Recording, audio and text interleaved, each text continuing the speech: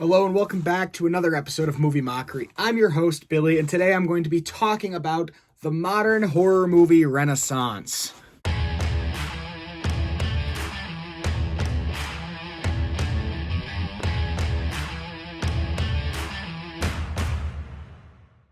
So just to start off the video, I picked 6 different modern horror films that I think kind of basically give you an idea of what the genre has been like just over these past few years, and I just kind of wanted to talk about some.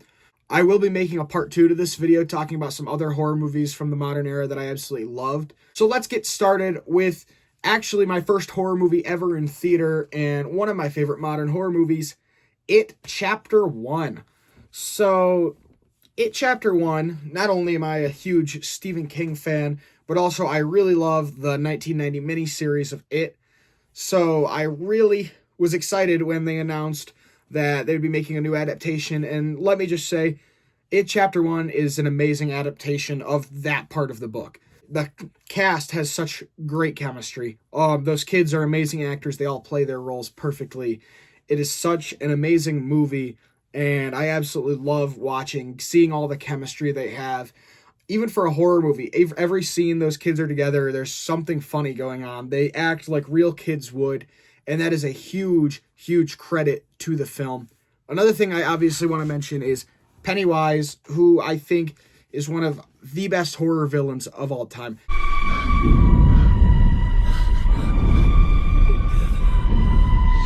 Pennywise is a terrifying villain, as he could take the shape of whatever you fear the most. He just knows.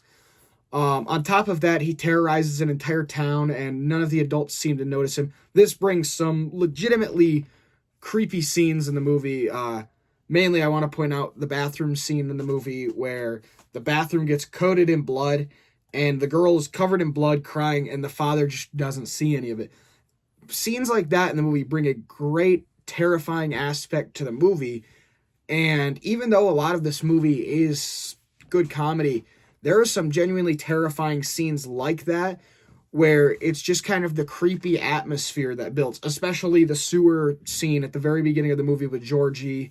I would even say some moments in the house on Neibolt Street in the middle of the movie. It's an amazing horror movie and an amazing adaptation of one of my favorite books of all time. Next, I want to talk about a horror movie that a lot of people talk about, a lot of people call one of their favorite horror movies of all time, and that is Get Out, which was actually the directorial debut for Jordan Peele. So before Get Out, Jordan Peele was big into comedy. Most of you have probably seen his sketch show, Key and Peele, that he had with Keegan-Michael Key, but he came into the horror game and he just hit an ultimate home run with Get Out. Get Out, it is an amazing movie about a man who goes to meet his girlfriend's family for the first time, and it's just an extreme tension building film while also being a commentary on modern society. The reveal at the end for what's actually going on is such a weird scene. It's really cool what Jordan Peele did with his writing, kind of crafting a very new and original idea for a great modern horror film. Up next, I want to talk about one of the biggest surprises I've ever had in a horror movie, and that is Barbarian. Barbarian is one of my favorite horror movies of all time. Before going into the movie, I watched the first trailer, and that was it. And all of my friends that I've told to watch it, I've recommended they go in totally blind to it, because the movie throws you such a curveball just within the first, 30, 40 minutes of the movie. It's just crazy because, so the premise it gives you, which is all I'll give you right now, so I don't spoil anything, because I really want you all to watch this movie. It's amazing. A girl stays at an Airbnb, finds out somebody else is booked at the Airbnb the same time as her, and he seems a bit off. That's the only information you're given going into this movie. And this movie just throws you the most insane curveball. You think you know where this movie is going, but you don't. You have no idea where this movie is going. It is insane. I'm actually very excited. I will be seeing Companion soon, which is also from the creator of Barbarian, so I am very excited to see that because of how much I loved Barbarian. But I just recommend going into this movie completely blind. Do not read anything into it beforehand. It's just such an amazing and truly creepy film. There's great moments in this movie. All the acting performances are amazing in this movie. I absolutely love it. Go check this out. I'm not going to say anything else. I don't want to spoil it. Go check out Barbarian. Up next, I want to talk about another very big modern horror movie, and that is Hereditary. Hereditary is directed by Ari Aster, who is one of my favorite horror directors of all time. I also love his other two movies, Beau is Afraid and Midsommar, but Hereditary is something special. Hereditary is genuinely one of probably the scariest movie I've ever watched. It plays almost as a family drama the whole beginning of the movie, and then it gets creepier as the movie goes, building tension, and there's a huge twist in the first 30 minutes of the movie that's really kind of throws your expectations going into this movie. I know I've said that a lot with a lot of these movies, but that's what makes some of these movies so great is they all have expectations that were totally flipped on their head. But Hereditary is an amazing possession ghost story that I really enjoyed, and I went into it not knowing what to expect. A lot of people had recommended it to me, and I really ended up loving it. I was sitting here in my room watching the movie, and after I had finished it, my cat had started scratching on my bedroom door, and it scared me half to death. That movie was such a creepy movie. Just some of the things that happened, like one scene where you have a shadowy figure standing in the corner of the room until Toni Collette's character flips the lights on and it's just gone.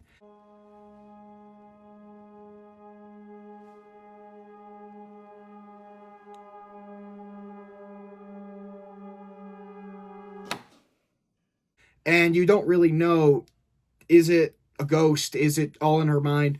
But with Toni Collette, another thing I wanted to bring up is the biggest acting snub of all time in Oscar history, in my opinion, Toni Collette in this movie. She is phenomenal, especially that dinner scene. Everybody talks about that dinner scene, and there's a reason why.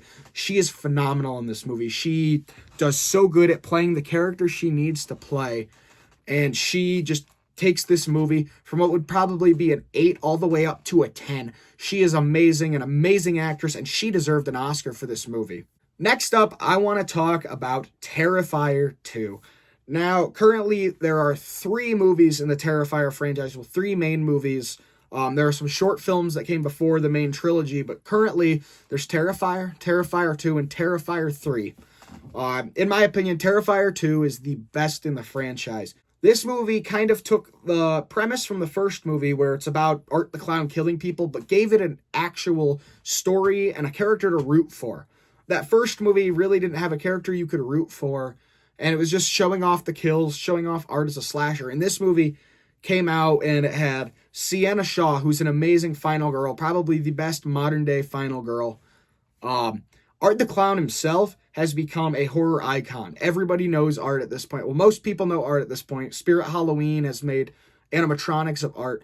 Art is an amazing slasher villain. And this movie kind of brought back old slasher vibes where we get an iconic villain who the movie can center around rather than just centering around what most horror movies do nowadays, and it's just a character being haunted by a presence or something. This goes back to the slasher format, but in a much more violent and much more sadistic way. Although it's extremely messed up, the movie makes me nauseous when I watch it. I absolutely love watching it. I love the behind-the-scenes story of how Damien Leone was able to get these movies off the ground, start his own franchise. And as somebody else who's an aspiring filmmaker, I absolutely love his story, which is another reason why I love Terrifier 2 so much. And the last movie I want to talk about in this video is one that just came out last year, which is Longlegs.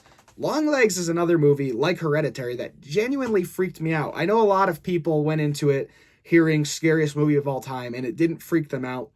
But for me, those cult movies, those are the movies that freak me out the most.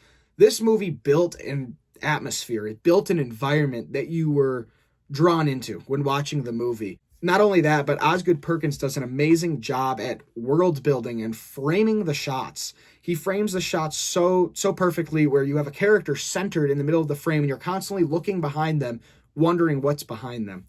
The movie is just such a fun movie, and it's a great throwback to the 90s slashers that we used to get, such as Silence of the Lambs and Seven.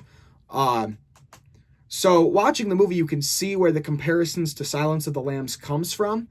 I mean, it's not as good as Silence of the Lambs, but it is an amazing movie. It takes the Silence of the Lambs format in the first 20 minutes of it and then flips it on its head about partway through the movie.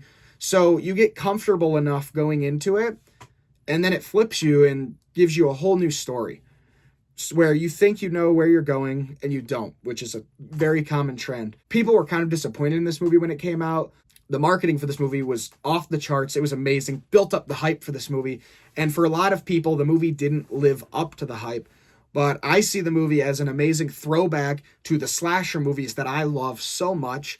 While movie isn't perfect, I enjoy going back to watch it because it just brings such a creepy vibe. And Nicolas Cage in this movie is one of the best and the funniest, I might say, Nicolas Cage roles of all time. Cuckoo, cuckoo, cuckoo, cuckoo. So there you have it. Those are some modern horror masterpieces. Now, again, horror is my favorite genre, so I like to try to watch as many as possible. And I do plan on making a part 2 to this video where I talk about 6 more modern horror movies that I absolutely loved. But thank you all for watching. Have a great day.